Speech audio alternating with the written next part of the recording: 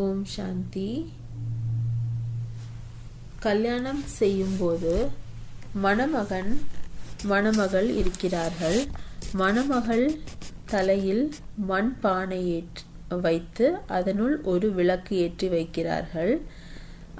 அதனின் பொருள் என்னவென்றால், அவர்கள் நினைக்கிறார்கள், மணமகன் அதாவது கணவன் தான் ஒரு பெண்ணிற்கு இறைவன் ஈஸ்வரன் போல என்று குரு ஈஸ்வரன் போல இருக்கிறார் என்று நினைத்து அதற்காக கணவனின் தலையில் மண்பானை வைக்காமல் மனைவியின் தலையில் மண்பானை வைக்கிறார்கள். இதனுடைய அர்த்தம் என்னவென்றால், ஈஸ்வரனுக்கு, அதாவது அவர் என்றுமே அவரது ஜோதி எரிந்து கொண்டே இருக்கின்றது.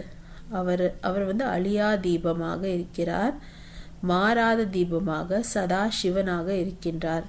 அதற்காக அவருக்கு தீபம் அவரின் மீது ஏற்றப்படுவதில்லை. அதன் சின்னமாகத்தான் கணவனின் தலையில் மண்விளக்கில் தீபம்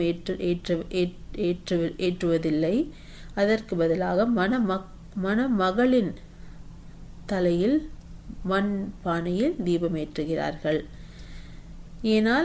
ஏனென்றால் மணமக்கள் தான் பிரிய தர்ஷினிகள். ஒரே ஒரு சிவதந்தை தான் இருக்கிறார். ஆனால் இந்த சங்கம் யுகத்தில் அனைவரும் சகோதரர்கள் ஆகிறார்கள். ஏனென்றால் ஒரே ஒரு தந்தை தான் இருக்கிறார்.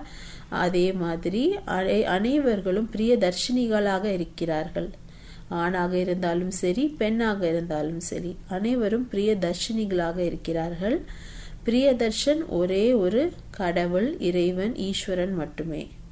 அவருடைய ஜோதி சதா எரிந்து கொண்டே இருக்கிறது. அவர் அழிவில்லாத மாறாத சதாசிவமாக இருக்கிறார். அவருக்கு எதற்கு தீபம் ஏற்ற வேண்டும்? அதற்காக அதன் சின்னமாக மணமகனுக்கு தீபம் ஏற்றுவதில்லை. மணமக்கள், அதாவது பிரியதர்ஷினிகளாக அனைவரும், இந்த உலகத்தில் உள்ள அனைத்து மனித ஆத்மாக்கள், மிருக ஆத்மாக்கள், இந்த உலகமே அவருக்கு சொந்தமானது. ஆகையால் நாம் அனைவரும் பிரியதர்ஷினிகள். அவர் ஒருவரே பிரியதர்ஷன். அவருக்கு விளக்கு ஏற்ற தேவையில்லை அவரின் மீது. ஏனென்றால் அவர் ஏற்கனவே அவரின் தீபம் எரிந்து கொண்டுதான் இருக்கின்றது. ஓம் சாந்தி.